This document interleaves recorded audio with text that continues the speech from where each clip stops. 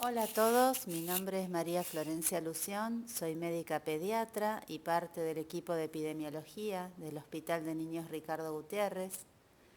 Ante todo, muchas gracias por invitarme a dar esta charla. Vamos a hablar sobre el calendario nacional de inmunizaciones, los logros alcanzados y los últimos cambios.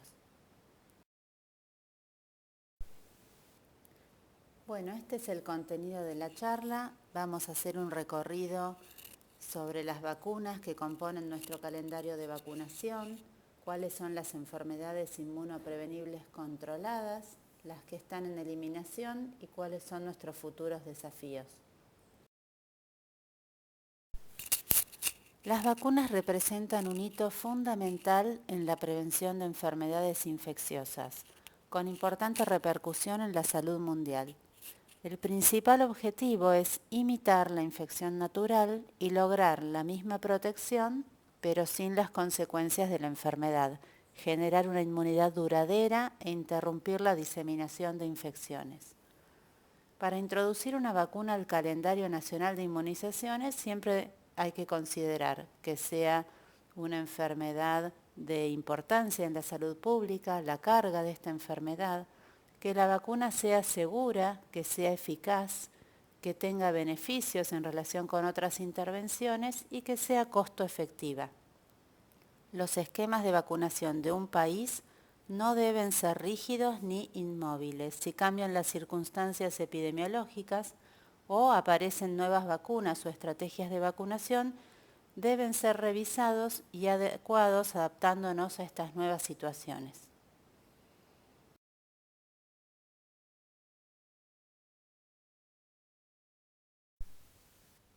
Todas las vacunas del calendario nacional son obligatorias, gratuitas y se aplican en los vacunatorios, centros de salud y hospitales públicos del país. Nuestro calendario incluye vacunas para todas las etapas de la vida, situaciones especiales y para grupos específicos. Como podemos ver, en los últimos años el calendario se amplió de 8 vacunas en el año 2003 a 19 vacunas en el año 2019. Los resultados positivos de esta política de salud pública se evidencian en la disminución de casos de las distintas enfermedades, que ahora vamos a ver.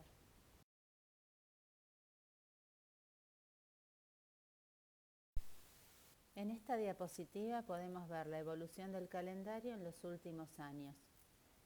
En 2003 contábamos con 8 vacunas. Ese mismo año se agregaron las vacunas contra hepatitis B y triple viral a los 11 años, la vacuna doble viral en el puerperio inmediato, para iniciar o completar esquemas. 2 años más tarde se añadió la vacuna de hepatitis A como dosis única al año de vida y en 2007 las vacunas contra fiebre hemorrágica argentina y fiebre amarilla, ambas para residentes en zonas de riesgo.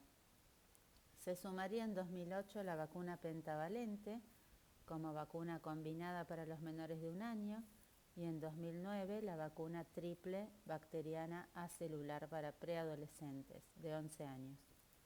En 2011 se incorporó la vacuna HPV para niñas a partir de los 11 años, la del neumococo para menores de 2 años y la vacuna antigripal para los grupos de riesgo. En 2012, en el contexto de un brote de tos convulsa en nuestro país, se recomendó la vacunación con triple bacteriana celular a las embarazadas después de la semana 20 de gestación, incorporándose al calendario en el año 2014. Ese mismo año se dispuso de la vacunación universal contra hepatitis B y para los niños se amplió el periodo de administración del primer refuerzo para vacuna pentavalente entre los 15 y 18 meses. La vacuna HPV pasó a ser de bivalente a cuadrivalente, ampliando la cobertura de serotipos, y en relación a la fiebre amarilla se indicó una primera dosis de esta vacuna a los 18 meses de vida y un refuerzo a los 11 años de edad, en lugar de vacunarse cada 10 años como se venía haciendo. En 2015 se incorporaron 2 nuevas vacunas, varicela y rotavirus, mientras que en 2016 se realizó el switch de vacuna polio. Este fue el primer cambio en el esquema que cambió de vacuna Sabin de 3 serotipos a 2 serotipos y al mismo tiempo se reemplazaron las primeras 2 dosis por la vacuna inactivada, en un primer paso para la retirada de la vacuna Sabin del calendario. A partir de 2017 se incluyeron 3 nuevas vacunas: contra el meningococo a los 3, 5 y 15 meses y una dosis única para chicos de 11 años, la vacuna HPV para los varones y la vacuna contra el neumococo para los mayores de 65 años y para las personas de 5 a 64 años con factores de riesgo. Este año finalmente el cambio más importante fue el reemplazo de la vacuna Sabin bivalente por la vacuna inactivada, con un cambio además del esquema, siendo ahora de 3 dosis en el primer año de vida con un refuerzo al ingreso escolar. Vamos a ampliar este tema más adelante a lo largo de esta charla. El calendario de vacunación de Argentina incluye vacunas para todas las etapas de la vida. La vacunación no es solo cosa de niños, sino también de adolescentes y adultos. Las vacunas, además de proteger directamente a quienes las reciben, benefician al conjunto de la sociedad, ya que evitan la circulación de enfermedades inmunoprevenibles que pueden ser muy graves para determinados grupos de riesgo.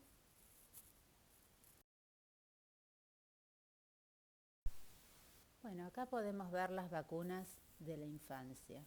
El inicio de la inmunización debe ser lo más precozmente posible para evitar la aparición de enfermedades. La edad de inicio de la administración de una vacuna depende de 2 factores: del riesgo de padecer la enfermedad, dada la prevalencia de la misma en la comunidad, y de la capacidad de respuesta inmunitaria a la vacuna. Los lactantes tienen una adecuada respuesta inmunitaria incluso al nacimiento. Ya a partir de las 6 semanas de vida son capaces de responder eficazmente frente a antígenos proteicos y polisacáridos conjugados. En niños prematuros, aunque la respuesta a la vacuna podría ser variable, se deben aplicar las vacunas correspondientes a la edad cronológica al momento de la vacunación, sin tener en cuenta ningún tipo de ajuste en cuanto a su edad por el antecedente de su prematurez.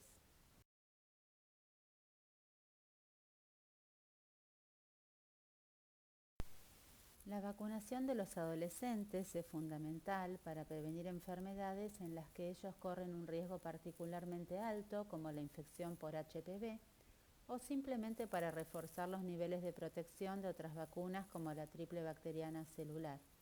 Además, se debe aprovechar esa oportunidad para recuperar esquemas incompletos.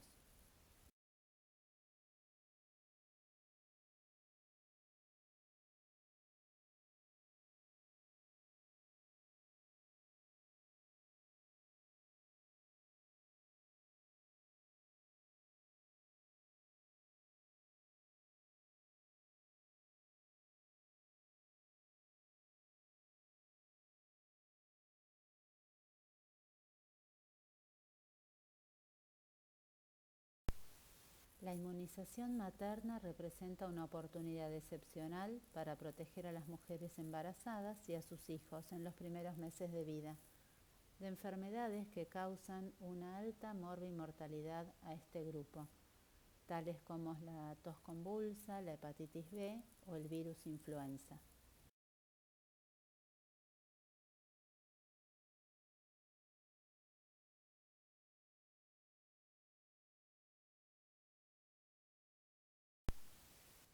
Las vacunas son tan importantes en la adultez como lo son en la infancia. Así como cuidamos que niños y adolescentes reciban los esquemas completos de las distintas inmunizaciones, es clave que lo hagamos durante toda la vida, que continuemos recibiendo las vacunas necesarias según edad y otras características personales para prevenir una gran cantidad de patologías.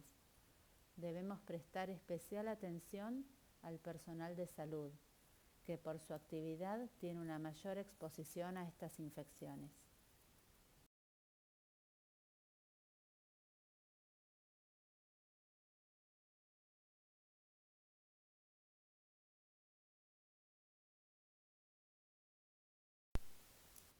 La vacunación significa una protección del individuo que se traduce en una menor susceptibilidad individual a la infección. Si en una población se logra un elevado número de sujetos protegidos por vacunación, es decir, altas coberturas, el efecto protector puede extenderse a personas no vacunadas, originando lo que se conoce como inmunidad colectiva o de rebaño, que se manifiesta en una reducción del riesgo de contraer esa infección para todo el grupo.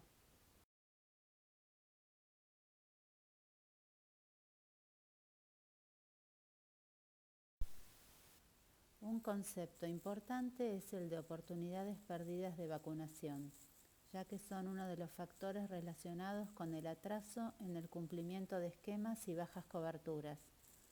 Las causas más comunes son falsas contraindicaciones, miedos injustificados a la vacunación, no detectar la necesidad de vacunar, el desconocimiento de los calendarios de vacunación y muchas veces temas logísticos o de organización, como no disponer de vacunas cuando se detecte la necesidad de vacunar. Por eso es tan importante conocer el calendario nacional de inmunizaciones y poder evitar estas situaciones.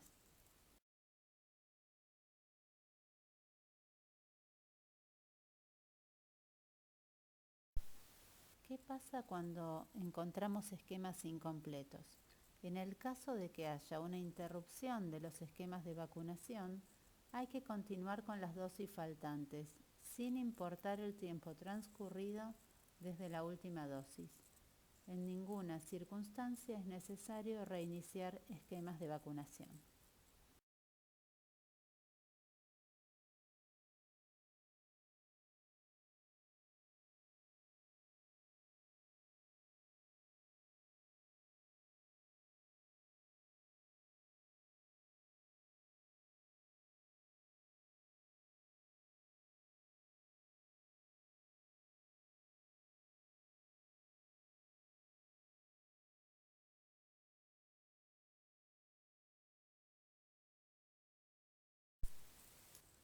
No existe ninguna contraindicación para la administración simultánea de múltiples vacunas, ya que no hay un límite máximo de aplicaciones en una misma ocasión.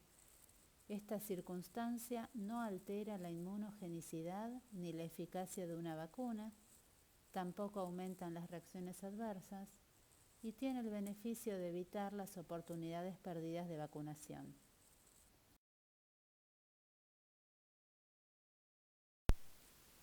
Vamos a pasar a describir ahora la situación epidemiológica de las principales enfermedades inmunoprevenibles en Argentina.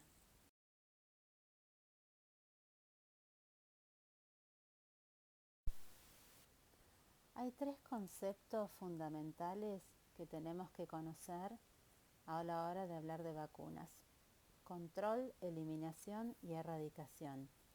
El control es la reducción de la incidencia y prevalencia de una enfermedad en un determinado lugar. La eliminación es el control de las manifestaciones de una determinada condición de forma tal que la enfermedad ya no es más considerada un problema de salud pública. Y por último, la erradicación es la desaparición completa de la enfermedad y de su agente productor en la naturaleza, como resultado de intervenciones a favor de ello. En este caso, la viruela es el único ejemplo de enfermedad erradicada del mundo hasta el momento.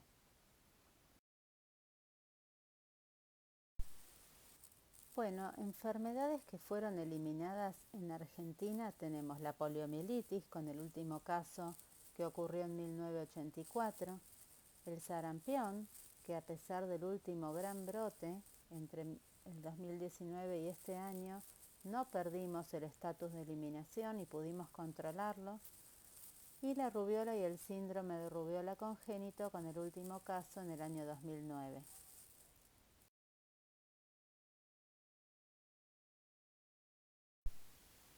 Y como ejemplos de enfermedades que fueron controladas en nuestro país gracias a las vacunas, tenemos el tétanos neonatal, con el último caso en 2007, la difteria, con el último caso en 2006, la hepatitis A con una reducción muy importante no solo en la incidencia de la enfermedad, sino en los casos de trasplante de hígado por esta causa. Y ahora vamos a repasar algunos ejemplos en relación a esto.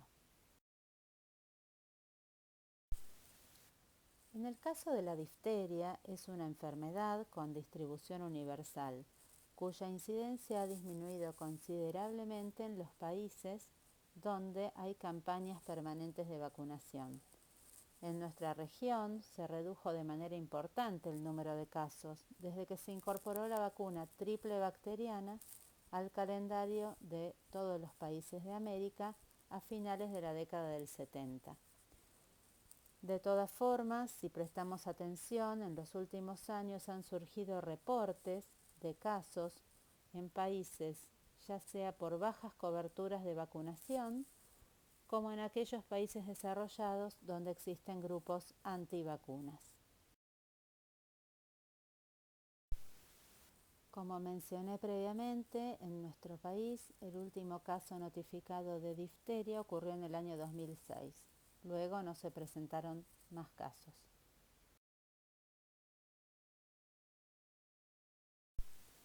A pesar de que el tétanos es una enfermedad prevenible y que puede ser controlada por vacunación, ya que se presenta casi exclusivamente en personas no vacunadas o con esquemas inadecuados, al año se reportan en el mundo casos fallecidos por esta causa, y la gran mayoría de estos ocurren en países en vías de desarrollo.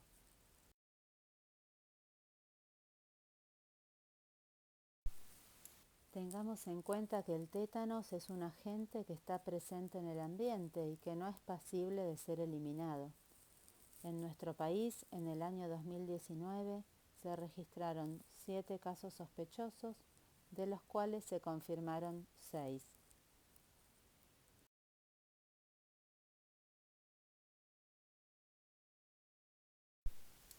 Y veamos en este caso el ejemplo de lo que ocurrió con Haemophilus influenzae tipo B.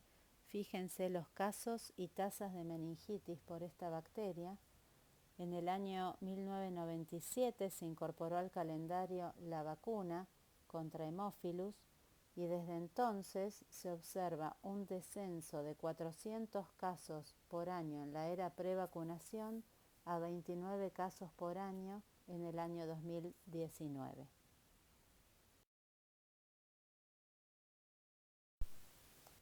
Y quiero destacar el ejemplo de la hepatitis A.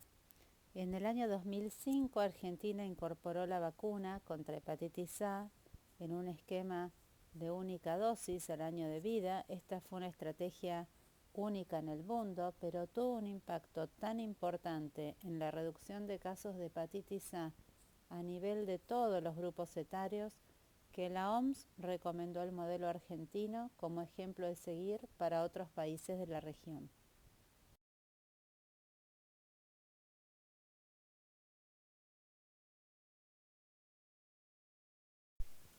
Y si observamos en estos gráficos, vemos el número de casos y tasas de incidencia de hepatitis A y hepatitis C no especificar en nuestro país. En los últimos años vemos la caída drástica de la incidencia de esta enfermedad y por otro lado, al ver el número de casos trasplantados por hepatitis A, sabemos que en la era prevacunación este virus era la principal causa de falla hepática fulminante en niños. A partir de la incorporación de la vacuna se redujo en más del 90% el número de casos y desde marzo del año 2009 no hubo ningún trasplante de hígado por hepatitis A en Argentina.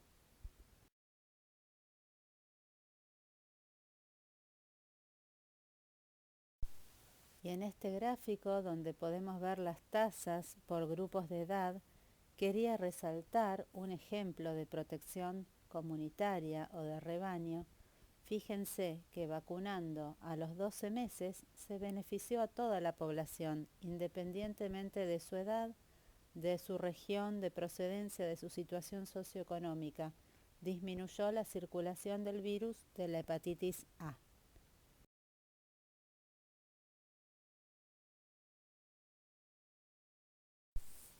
Pasamos ahora a otro virus causante de hepatitis, que es la hepatitis B. El virus de la hepatitis B es una causa frecuente de hepatitis crónica, cirrosis y cáncer de hígado.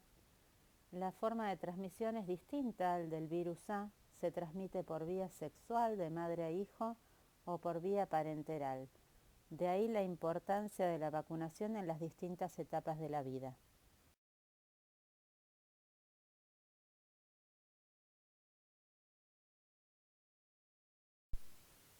El esquema de vacunación actual incluye una primera dosis monovalente en los recién nacidos, luego combinada como vacuna pentavalente a los 2, 4 y 6 meses de vida. En total son 4 dosis contra hepatitis B. Y recordemos que desde el año 2014 esta vacuna es de carácter universal para todos los adultos no vacunados con un esquema de 3 dosis, 0, 1 y 6 meses. No se requieren refuerzos de hepatitis B en huéspedes sanos. Según datos oficiales, la tasa de incidencia de hepatitis B en Argentina mostró un crecimiento en los últimos años en el grupo etario entre 20 y 59 años, que es la población sexualmente activa, lo que nos obliga a continuar trabajando con la indicación de la vacuna de hepatitis B.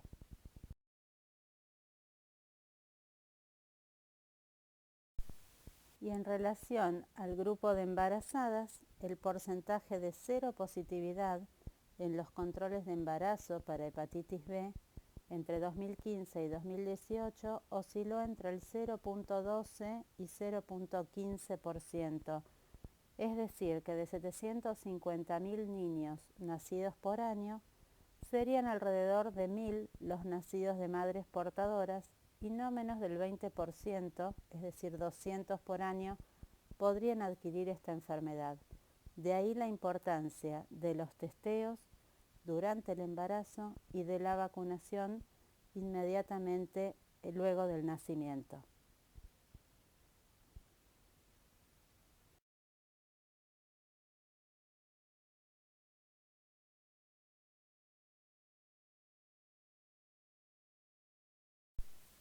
Bueno, y ahora vamos a pasar a hablar de la estrategia de vacunación contra el virus del papiloma humano.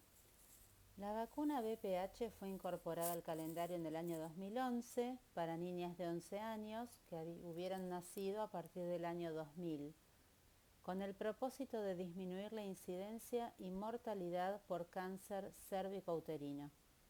En 2014 se definió la transición de vacuna bivalente a cuadrivalente, con el beneficio adicional de serotipos que cubrían la prevención de verrugas genitales.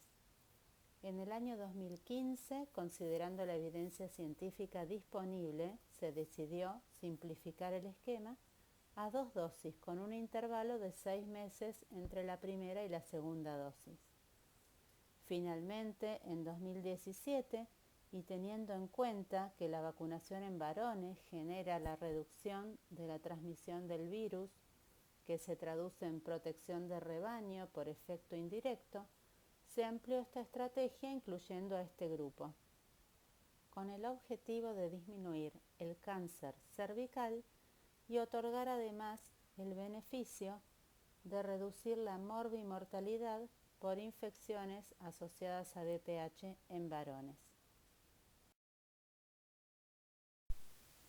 El cáncer cervical es un indicador de las inequidades en salud que aún persisten en las Américas.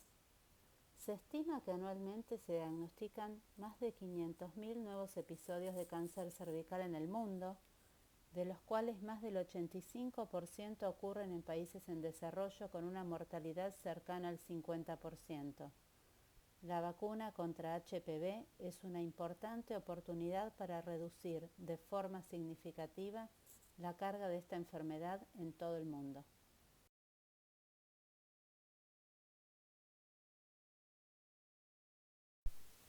Y como podemos ver en este gráfico, las coberturas de vacunación, tanto para la vacuna HPV como para la vacuna triple bacteriana acelular, ambas indicadas a los 11 años, son subóptimas. Tenemos que continuar trabajando para mejorar estas coberturas en todos los grupos.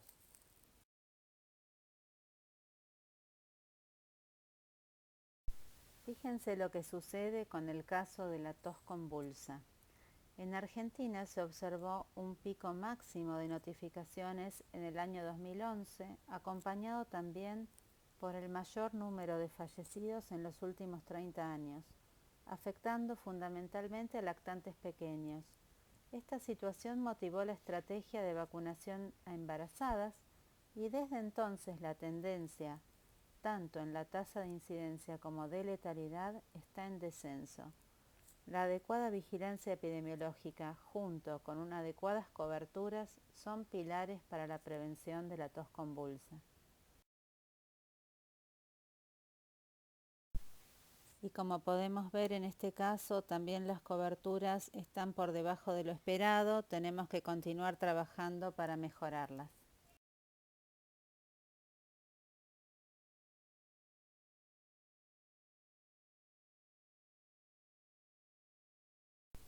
Y en cuanto al neumococo, recordemos que esta vacuna fue incorporada a calendario para menores de 2 años a partir de 2011.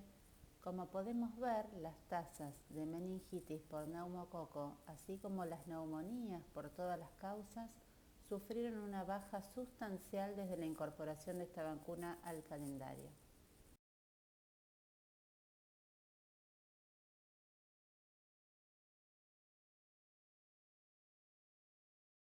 Y en relación a los serotipos, se observó una caída abrupta de las enfermedades neumocóxicas invasivas en menores de 5 años causadas por los serotipos incluidos en la vacuna a 13 serotipos.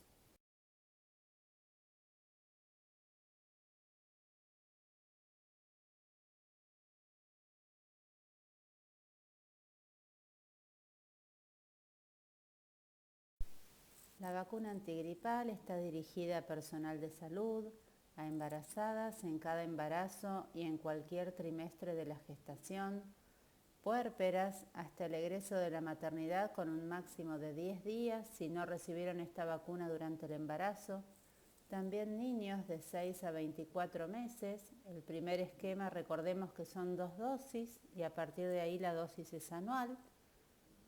Personas entre 2 y 64 años que tengan factores de riesgo, así como los mayores de 65 años. Las coberturas para vacunación antigripal en todo el país, como podemos ver, son subóptimas, especialmente en el grupo pediátrico.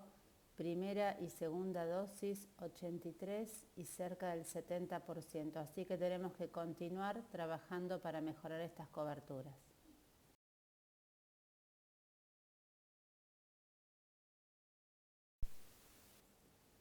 La vacunación contra meningococo está indicada para los nacidos a partir de octubre de 2016 y para adolescentes nacidos a partir del año 2006, con un esquema de 3 dosis a los 3, 5 y 15 meses de vida y en adolescentes una única dosis a los 11 años. La vacuna que se utiliza es la tetravalente conjugada de 4 serogrupos A, C y W.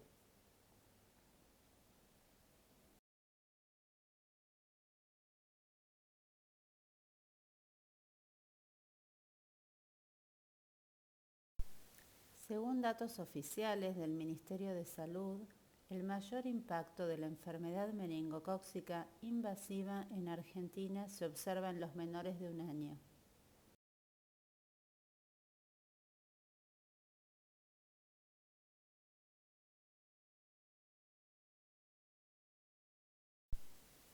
Y como podemos ver en este gráfico, luego de la introducción de la vacuna al calendario, hubo una caída en las tasas y número de casos de enfermedad meningocócica invasiva.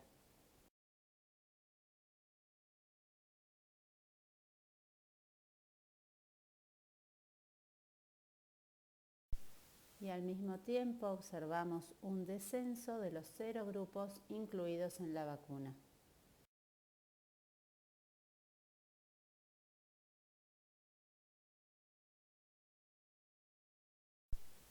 Y en relación a las coberturas, acá podemos ver para primera, segunda dosis, refuerzo y la dosis de los 11 años, todas son bajas y hay que continuar trabajando para mejorarlas.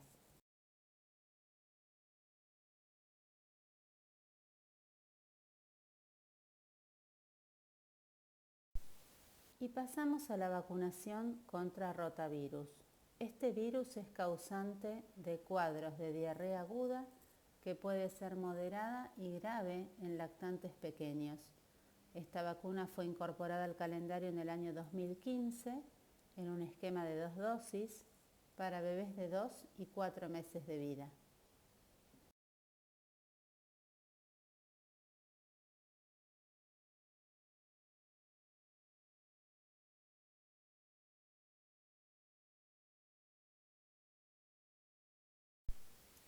Y como podemos ver en este gráfico, luego de implementada esta estrategia, los casos y tasas de diarrea aguda en menores de 5 años se han reducido de manera considerable. Y también en el año 2015 se incorporó al calendario la vacuna contra varicela, con un esquema de una única dosis a los 15 meses de vida. El objetivo, controlar la morbimortalidad por este virus.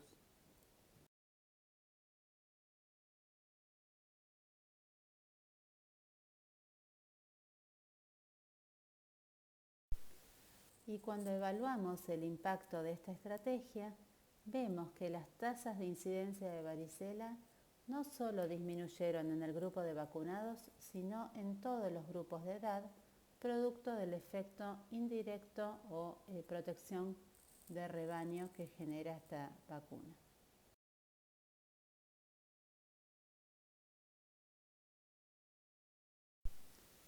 Y ahora vamos a pasar a la última parte de esta charla, donde les voy a comentar las modificaciones que sufrió el calendario estos últimos 2 años en relación a 2 enfermedades que están en plan de eliminación, la poliomielitis y el sarampión.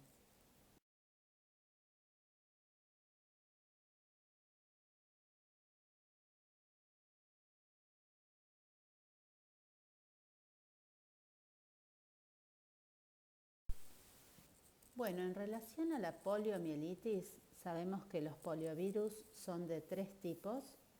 El tipo 2 está erradicado del mundo, no circula desde el año 99. No obstante, el tipo 2 de las vacunas virales atenuadas continuaba siendo el responsable de la mayoría de los casos de parálisis asociados o derivados de la vacuna Sabin. El tipo 3 no se aísla desde el año 2012, también se considera erradicado. Actualmente los casos de poliomielitis que hay en el mundo son por el polio tipo 1. En este mapa podemos evaluar la situación mundial. Como les comentaba, actualmente solo se detecta circulación de virus salvaje tipo 1 en Pakistán y Afganistán, mientras que Nigeria está pronta a ser declarada libre de virus polio. El último caso fue en 2016. Si no se registra virus polio en el próximo control este año, será declarada libre de enfermedad.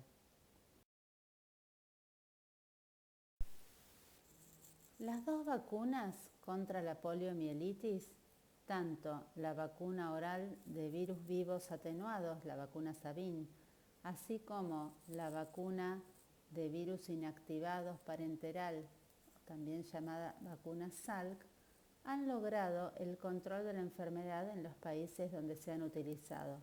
Son vacunas extraordinariamente inmunogénicas y efectivas.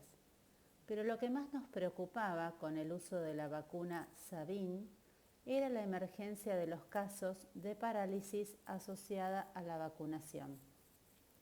Por esta razón, en el Plan Estratégico para la Eliminación de la Poliomielitis, se recomendó el retiro de todas las vacunas orales contra la poliomielitis, iniciando la retirada del componente 2 en el año 2016 en forma simultánea en todos los países que la emplearan y la utilización de vacunas inactivadas en los calendarios de inmunizaciones.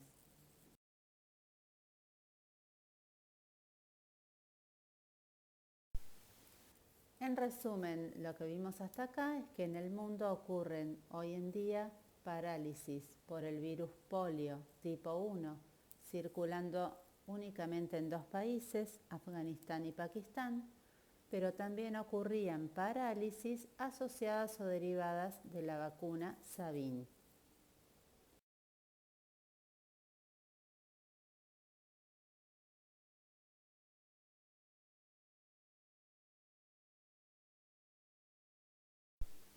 Bueno, una situación es la parálisis asociada a la vacuna Sabin.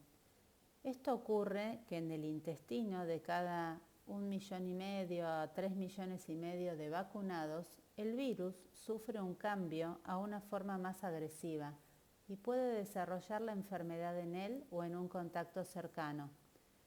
El riesgo de que esto suceda en inmunosuprimidos es mucho más elevado que en inmunocompetentes. Este virus que ha mutado tiene una semejanza nucleotídica superior al 99% en relación al virus de la vacuna. Y tengamos presente que alrededor de un 40% de estas parálisis son debidas al polio tipo 2 contenido en la vacuna Sabin.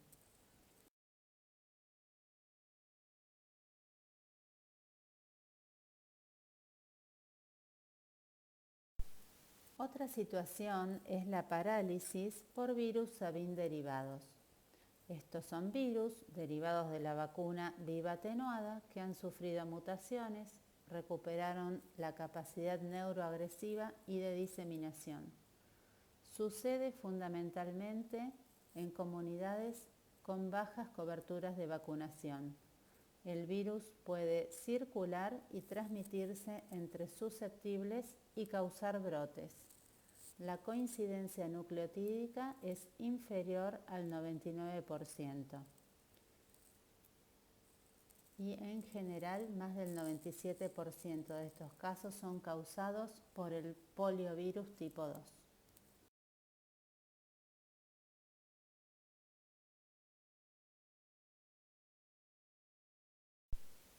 Entonces, si queremos cumplir con el objetivo de erradicar las parálisis por el virus salvaje y por las formas derivadas del uso de la vacuna oral, el único camino es reemplazar la vacuna oral por la inactivada en forma de monovalente o vacuna combinada.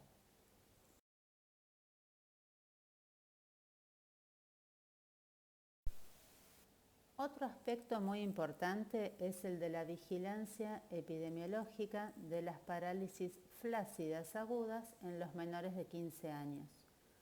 Si bien son varias las enfermedades o las etiologías que pueden causar estas parálisis, siempre debemos estudiarlas para excluir la posible etiología por poliovirus. La vigilancia de parálisis aguda flácida busca evitar la aparición de casos de polio importados de áreas con virus salvaje endémico, así como detectar casos de parálisis asociados o derivados de la vacuna Sabin.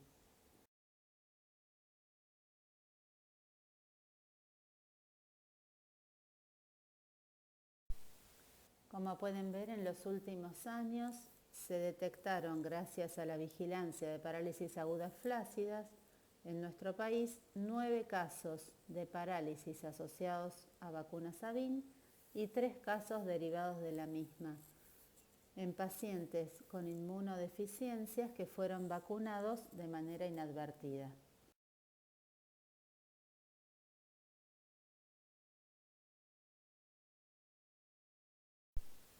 Y como venimos mencionando a lo largo de la clase, es muy importante mantener buenas coberturas. Por supuesto que el contexto de la pandemia no ayuda, pero tenemos que continuar trabajando.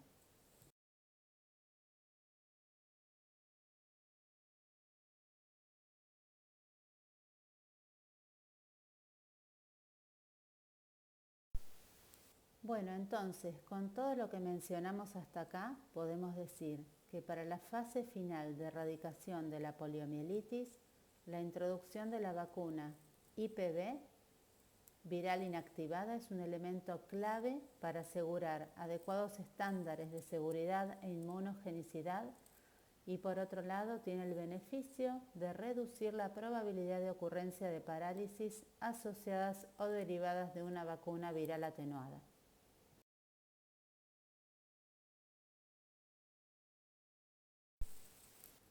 Ya en el año 2011 ustedes pueden encontrar un consenso de la Sociedad Argentina de Pediatría que dice que nuestro país está en condiciones de pasar a un esquema tanto de vacuna IPV inactivada parenteral monovalente como combinado y abandonar el uso de la vacuna oral atenuada.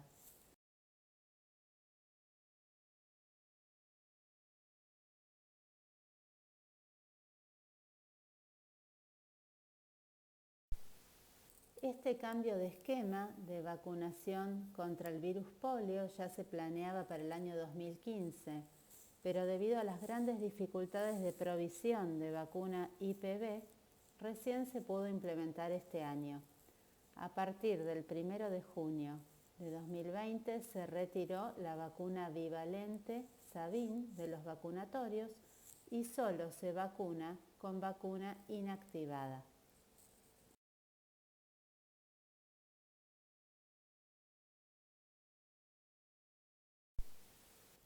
Bueno, como conclusión, el cambio en el esquema de vacunación antipoliomielítica a partir del 1 de junio de este año es que por un lado se suspendió la vacuna Sabin bivalente, no se utiliza más vacuna viral atenuada y el esquema consta actualmente de 3 dosis a los 2, 4 y 6 meses de vida, con un refuerzo al ingreso escolar 5 o 6 años, solamente con vacuna inactivada y se eliminó el refuerzo correspondiente a los 15-18 meses de vida.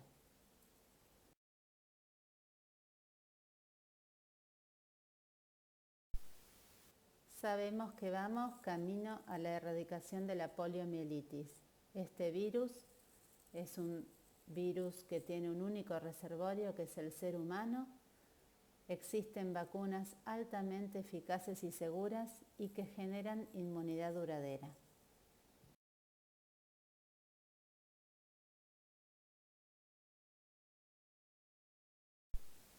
Y finalmente vamos a hacer un pantallazo por la situación del sarampión. Esta enfermedad representa aún hoy la primera causa de muerte en el mundo por enfermedades inmunoprevenibles.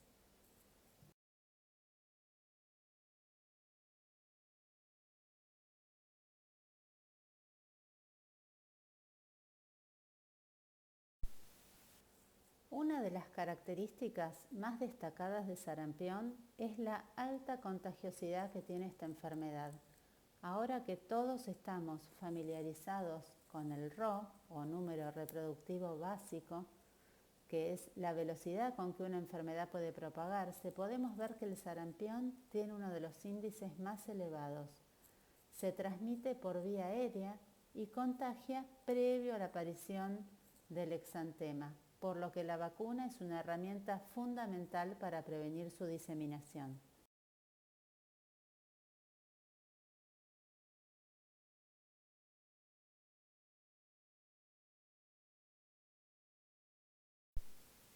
Cuando vemos el mapa de incidencia de sarampión en el mundo en los últimos 12 meses, podemos ver que es un problema de salud pública que afecta a todas las regiones del mundo y particularmente Brasil es actualmente el primer país en incidencia a nivel mundial.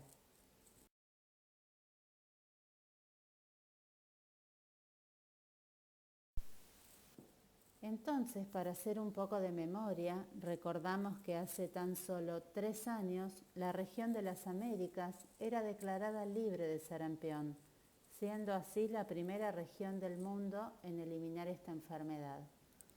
Un año después de eso aparecieron los primeros casos en Venezuela y se inició un brote en la región que posteriormente se extendió a los países vecinos.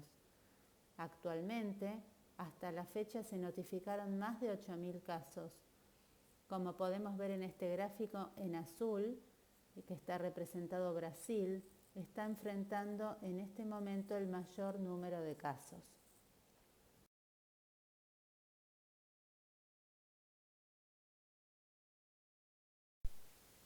La genotipificación es una herramienta fundamental de la vigilancia epidemiológica porque nos permite localizar geográficamente las fuentes y continuar las cadenas de transmisión.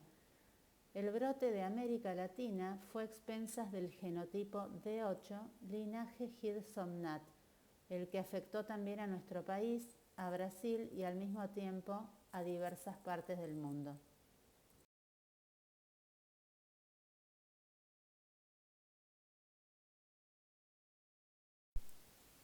Este es el mapa de genotipos de la OMS. Nos permite a los laboratorios de referencia ver de dónde procede cada caso. Actualmente el genotipo circulante en América del Sur es el D8. Habrá que ver qué sucede cuando se vuelvan a abrir las fronteras.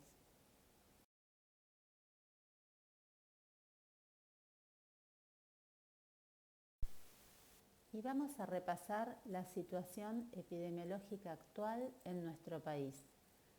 Desde la semana epidemiológica 33 del año 2019 y hasta la semana 12 del 2020, se registró en nuestro país el brote de sarampión más extenso desde la eliminación de la circulación endémica, con 186 casos confirmados, incluida una defunción.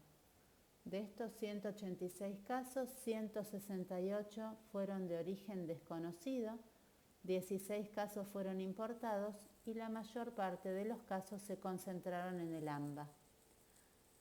En la semana 12, que fue marzo de este año, ocurrió el último caso.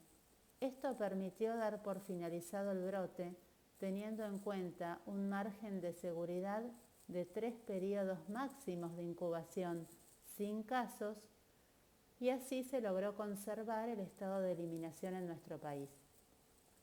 En este sentido, la cuarentena fue una ayuda inesperada, pero el aislamiento sin dudas tuvo una gran influencia a la hora de interrumpir la transmisión.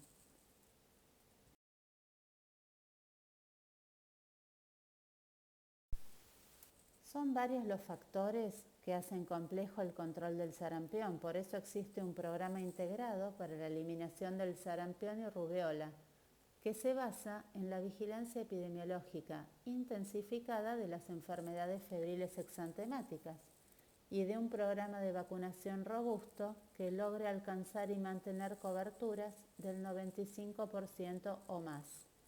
La definición de caso es sencilla, es muy sensible para no perder ningún caso y abarca a todos los casos de fiebre y exantema o en aquellos en los que los profesionales de la salud sospechen sarampión o rubiola.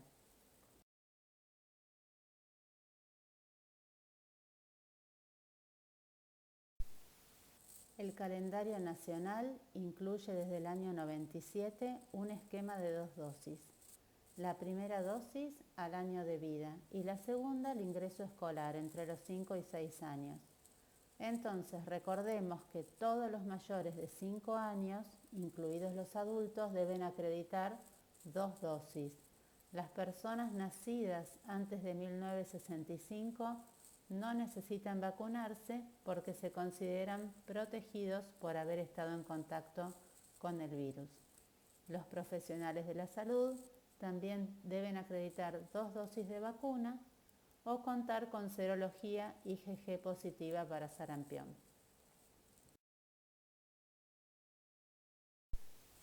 Y como ustedes ya saben, además de las dosis de calendario y con el fin de evitar la acumulación de susceptibles que posibiliten la aparición de un brote, se realizan campañas de vacunación, como las de puesta al día y las de seguimiento, que se hacen cada 4 años para chicos de edad preescolar.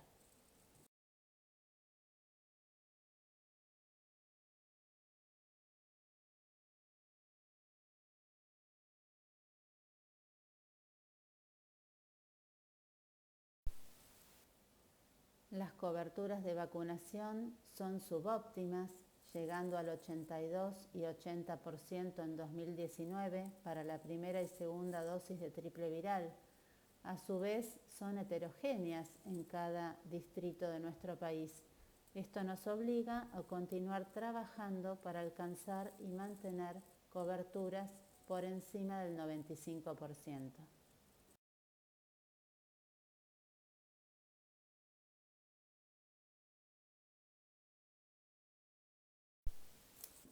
Bueno, y como desafío sabemos que la vacunación es una de las medidas de salud pública más relevantes y efectivas para el control de las enfermedades, modificando el impacto epidemiológico.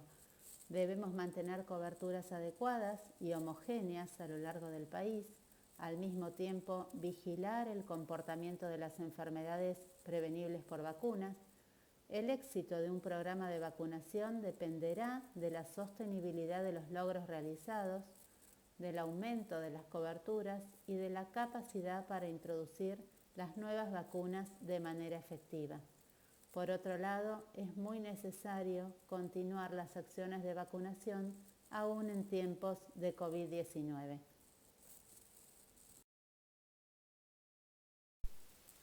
Muchas gracias a todos por su atención y dejo a disposición mi mail de contacto para responder a todas sus dudas. Saludos.